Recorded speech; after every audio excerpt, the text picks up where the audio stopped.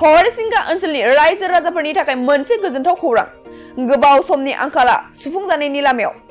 हरिसिंगायाव थाबैनो लुफुंजागोन गोदानै सुजित नार्जारिनि मुङाव फुटबल मिनि स्टेडियाम एसबीआई बेंकनि ब्रान्च आरो गोबां थांनाय सरकार आरो दानि सरकारनि खामानि मावनायखौ नायोब्ला बियो हा आरो अख्रांनि फारागथि दं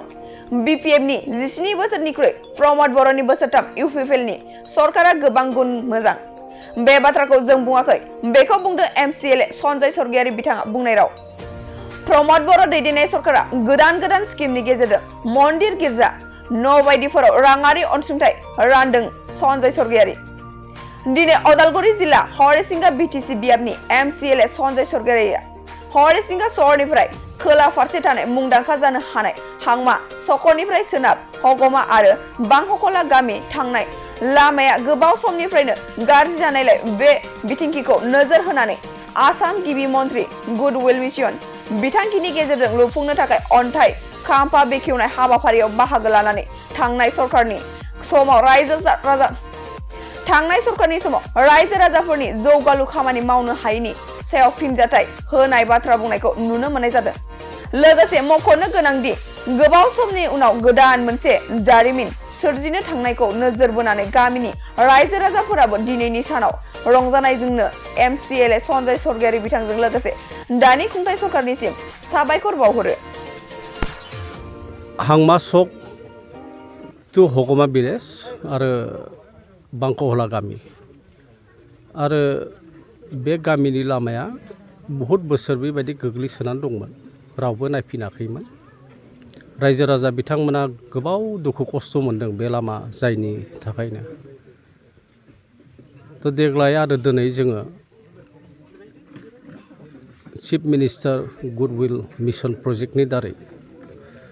आरो जोंनि बिटिआरनि चिफ प्रमद बर' बिथांनि दैदेननायाव आरो बिथांनि जि गुड गभर्नेन्सआव जोङो नैबे लामाखौ जों सेंसन जोङो मोनदों आरो बिनिखायनो गिबिसिनथारावनो प्रमद बर' बिथांखौ धन्यबाद होनांगोन मानो होनना बुङोब्ला बिथाङा जोंनि रायजोनि खोथाखौ खोनासंदों आरो बे गामिनि गोबाव सम जि गाज्रि जाना थानाय लामा जि गोग्लैसोनानै थानाय लामा आरो बेखौ गोदानै बानायनो बेबायदि स्किम बिथाङा हरनायनि थाखाय थ' रायजो राजा बिथांमोना इनायनो मोजां मोनदों आरो बिसेसकरि हरिसिंगा ओनसोलाव बेबायदिनो अनेक लामा बेबायदि गोग्लैसोनानै दंमोन आरो बे लामाखौनो प्रमद बर' बिथांनि दारै दिनै एग्जाम्पल हिसाबै देवलगुरि टु रेलवे जि गेट हरिसिंगानि बे लामायाबो जाफुंबाय आरो नैबे गोलाव लामा मोनसे 3 किल'मिटार लामा हांमा सक टु बांकहला आरो हगमा बे लामायाबो दान मोननै मोनथामसोनि उनावनो बियो माने कनस्ट्राक्सना कमप्लिट जागोन आरो बिनि उनावनो हरिसिंगायावनो आरो मोनसेबाव जोङो लक्ष्मी रिभारनि सायाव जोङो दालां मोनसे मोनदों आरो बेबो खुब थाबैनो माने कनस्ट्राक्सननि हाबाफारिया जागोन दा बेनिखायनो बेसे हायो सासे बे ओनसोलनि एमसीएलए जानानै रायजोनि मोजांनि जाहाथे जाथों बे हाबाफारिफोरखौनो मावनो जोङो माने जोंनि प्रमद बर' बिथांनि दैदेननायाव जों मावगासिनो दं आरो रायजो राजा बिथांमोना इनायनो बिथांखौ धन्यबाद होदों हामबाय होनदों आरो उनफ्रावबो बेबायदिनो जोंनि ओनसोलफ्राव जे लामाफ्रा दाबो बानायजानाय जायाखै बे लामाफोरखौ जाहाथे मोननो हाथों बेखिनि बाथ्राखौनो बुङो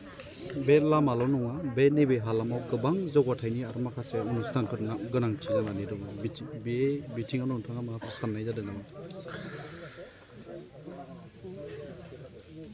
हरिसिंगा ओनसोलाव जे मेजर रायजो राजा बिथांमोननि जि अभाब आरो जि लुगैनाय नैबे लामा दालां नैबेनि बादैबो हरिसिंगायाव बिसेसकरि जोंहा स्टेट बेंक अफ इन्डियानि जि ब्रान्स मोनसे बिथांमोना बुंबाय थादों आरो बे स्टेट बेंक अफ इन्डियानि जि ब्रान्स आरो बे ब्रान्सखौ दान मोनसे सिगांनो स्टेट बेंक अफ इन्डियानि डिस्ट्रिक्ट मेनेजार थामहिनबा लिड बेंक मेनेजार होनना बुङो बिथाङा फैनानै सार्भे खालामफैबाय दा हरिसिङा ओनसोलनि रायजो राजा बिथांमोना सामान्य उइड' पेन्सन अल्ड एज पेन्सन बेबायदि रां बिथांमोना उइथड्र खालामनोनो बिथांमोना उदालगुरियाव थांनो गोनां गोलैयो दा बेनिखायनो हरिसिङा प्रपार ओनसोलाव जुदि जोङो मोनसे स्टेट बेंक ब्रान्च जों मोननो हायो आरो रायजो राजा बिथांमोननि कारणे खुब उपकार जागोन बे मोनसे अनुस्थान रायजो राजा बिथांमोना बहाय लुगैदों आरो बेजों लोगोसे जे हरिसिङा जि टाउन आरो बे टाउनखौ मिउनिसिपाल टाउन मोनसे गभर्नमेन्ट रिकगनिसन होनायनि आरो बे प्रप'जेलखौ अलरेडि जोङो स्टेट गभर्नमेन्टनो जोङो हरदों दा मेजर इशुसफ्रा नैबे मोननै स्टेट बेंक बहाय रिजनेल मा होनना बुङो मोनसे ब्रान्चनि गोनांथि आरो हरिसिङा टाउनखौ गभर्नमेन्टनि मोनसे रिकगनिसन मिउनिसिपाल टाउन हिसाबै गनायथि मोननांगौ दा बे प्रप'जेलफ्रा अलरेडि जि जायगायावनोखि सौहैनांगौ सौहैबाय स्टेट बेंकनि बेलायावथ' अलरेडि सार्भे खालामनाय जाबायानोसै बेयो दाननै दानथामबा बे मा होनना बुङो दानब्रैनि उनाव मस्ट प्रब्लेम बे जानानै फैनो हासिगौ दा बे मिउनिसिपाल टाउननि बेलायाव एसे माखासे आरो प्रसेसफोर दं बे प्रसेसखौ एसे जोङो नाजाबाय थादों आरो बेजों लोगोसे हरिसिङा जि समस्तिनि सिङाव आरो हरिसिङा हालामाव मोनसे पलिटेकनिक कलेज NIT कलेज इडेनबारि थांगासिनो दं जोंहा हानि जि खामानि बे खामानिया अलरेडि एलटमेन्ट जाखाबाय दा बेखौबो मोनसे स्पेसियेल पेकेज स्टेट गभर्नमेन्टनि मोनसे स्पेसियेल पेकेजाव लगभग 29 crores बेयो अलरेडि सेंसन जानानै दं जास्ट अफिसियेल माखासे प्रसिडिउर्सफोरा एसे बाखि दं दा बेफोर माने जालांगोन आरो बेजों लोगोसे हरिसिङा हालामाव मोनसे सुजित नार्जारि मुङै मोनसे मा होनना बुङो फुटबल मिनि स्टेडियाम आरो बेबो जानो थांगासिनो दं देग्लाय फार्स्ट लिस्टआव मा होनना बुङो थाथ'दों आरो बे नेक्स्ट लिस्ट जेब्ला जागोन आरो बे लिस्टआव जोङो नैबे हरिसिङानि हालामनि जि स्टेडियाम आरो बे स्टेडियामखौबो इनफ्रास्ट्राक्चार डेभेलपमेन्ट जानायनि खामानिया जोंनि महान माने प्रमद बर' बिथांनि दैदेननायावनो जानो थांगासिनो दं थारैनो प्रमद बर' दैदेननाय सरकारनि दिनाव दिनै रायजोफोरनि मोनसे सोलायनाया फैमारदों नामा दाथ' अभारअल मा होनो गसाइगावनिफ्राय लानानै जि आप टु उदालगुरिसिम आपातत बिथांनि जिथुनाखि खामानि मावनाय जि खामानिफोरानोखि लास्ट 17 years जाय बिथांमोना दंमोन गभर्नमेन्ट आरो बे गभर्नमेन्ट थानाय समाव जाखिनि खामानि बिथांमोना मावदों आरो नैबे 3 बोसोरावनो जेब्ला जोङो बेखौ क्लाब खालामनानै जेब्ला नायो बिनि बहुद गोजौआव प्रमद बर' बिथाङा खामानि मावनायखौ जों नुबाय थादों बिथांमोना बुंनो हागौ जे पलिटिकेल जिथुनाखि खोथाखौ लानानै जेबो खामानि मायाखै होननानै खिन्थु अभारअल जिथुनाखि डेभेलपमेन्ट आरो जि ट्रेन्सफरमेसन आरो ट्रेन्सफर्मिंनि जिथुनाखि एजेन्डा बिथाङा लादों बेखौ जुदि नायो अब्लाथ' दिनै बिटिआर ओनसोला जथेस्थ' डेभेलपमेन्ट जादों दिनै मन्दिरफोराव बाथौ थानसालिफोराव गिर्जाफोराव आलारि सोरां बिथांखि कुनु दिन बेबायदि स्किम आवगायनि जा गभर्नमेन्ट आरो बे गभर्नमेन्ट बिथांमोना सिन्था खालामफेराखैमोन गियान सोरां जिथुनाखि मिशन आरो बे मिशनफोराबो जायाखैमोन आरो बेबायदिनो मोजां मिशन मद प्रग्राम आरो फ्लेगशिप स्किम्सनि जिथुनाखि प्रग्राम अनसाय बिथांखि बेफोरो जिहेतु जाबाय थादों आरो बेखौ जेब्ला जों नायो आरो सुपार 50नि खोथाखौथ' दिनै अभारअल माने नेसननि मानसियानो धन्यबाद होदों दिनै नेसननि जिथुनाखि गिदिर मेगाजिनफोरावनो दिनै बर' बिथांनि मोजां खामानि मावनायफ्रा दिनै माने ओंखारदों आरो बेखौ जुदि जोङो नायोब्ला बहुद फार माने डिफारेन्स आरो दा प्रमद बर' बिथांनि जि दैदेननाय गुड गभर्नेन्स बिटिआर गभर्नमेन्टआ फार बेटार देन दस अफ द leadership who serve the people for the last 17 years ঠিক আপনি কি মতামত আজি এই হাংমাৰ পৰা হুগুমা আৰু বাংকাহলা সংযোগ যিটো পথ আচলতে এই পথ যি উদ্বোধন হ'ল এই আজিৰ দিনটোক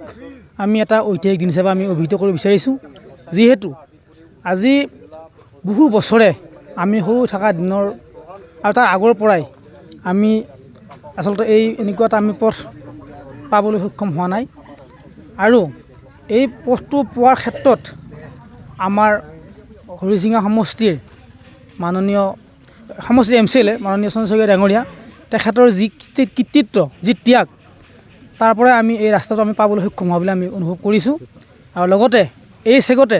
এই দুটা চুবুৰীৰ হৈ বা দুখন গাঁৱৰ হৈ মই আমাৰ এম চি ডাঙৰক মই ধন্যবাদ জ্ঞাপন কৰিছোঁ লগতে আমাৰ এই পথৰ যি ব্যৱস্থা হ'বলৈ গৈ আছে এইখিনিত আমাৰ এই দুটা চুবুৰীৰ আচলতে দীৰ্ঘদিনীয়া এটা সমস্যাৰ